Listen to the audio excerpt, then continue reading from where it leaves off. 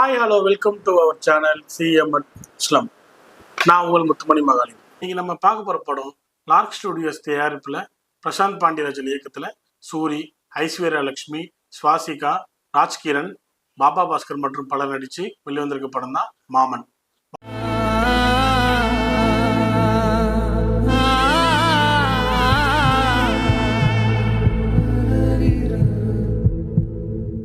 படத்தோட ஒன்லைன், சூரியோட அக்காவுக்கு 10 வருஷம் கழிச்சு ஒரு குழந்தை பிறகுது. அதனாலே அந்த குழந்தை மேல அவர் அளவுக்கு அதிகமான பாசம் வைக்கிறாரு. அந்த பாசமே அவரோட கல்யாண வாழ்க்கையினால சில பிரச்சனைகள் ஏற்படுது.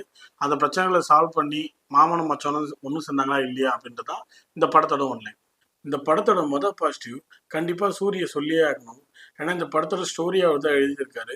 நாளுக்கு நாள் சூரியோட நடிப்பு மெருகேறிட்டே போகுது. அந்த வகையில இந்த படத்துல அவருக்கான ஆக்டிங்கும் ரொம்ப சூப்பராகவே இருக்கு.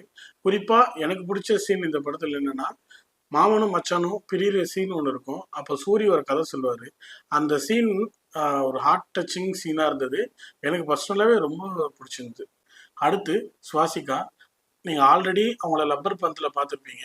அந்த படம் மாதிரியே இந்த படத்துலயும் அவங்களுக்கு ஒரு நல்ல ரோல் கொடுத்துருக்காங்க. இந்த படத்துல அவங்களுக்கு எமோஷன்ஸ், ஹாப்பினஸ், சேட் எல்லாமே இருக்கு. இந்த படத்துல அவங்களுக்கு உண்டான ரோல்லாம் அவங்க சூப்பராகவே பண்ணியிருக்காங்க. அடுத்து ஐஸ்வர்யா லட்சுமி, அவங்களும் அவங்களுக்கு உண்டான ரோலை ரொம்ப சூப்பராகவே பண்ணியிருக்காங்க.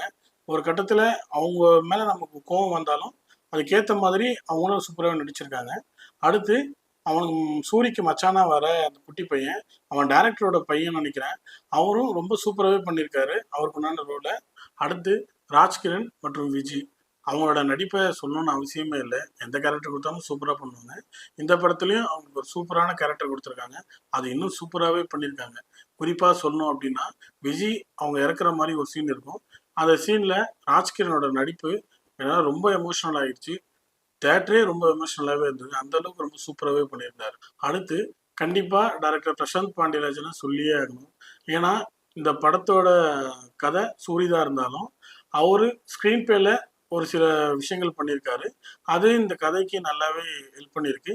குறிப்பாக சொல்லணும் அப்படின்னா, சூரி அந்த குழந்தை மேலே வச்சிருக்கிற அளவுக்கு அதிகமான அன்பு அந்த குழந்தையோட அப்பாவுக்கு சில தாக்கத்தை ஏற்படுத்துது.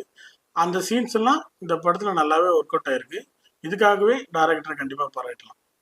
வாங்க இப்போ நம்ம நெகட்டிவ் பார்க்கலாம்.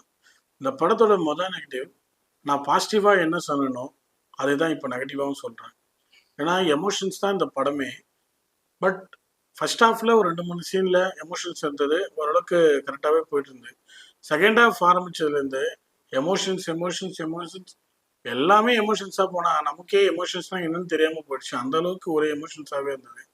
இப்போ நான் சொல்கிறேன்னே இவ்வளோ எமோஷன்ஸ் இதுக்கு மேலவும் அந்த படத்தில் இருக்குது. அந்த அளவுக்கு இந்த படத்தில் எமோஷன்ஸ் இருக்குது. அதுவே இது பெரிய மைனஸாக இருக்குது.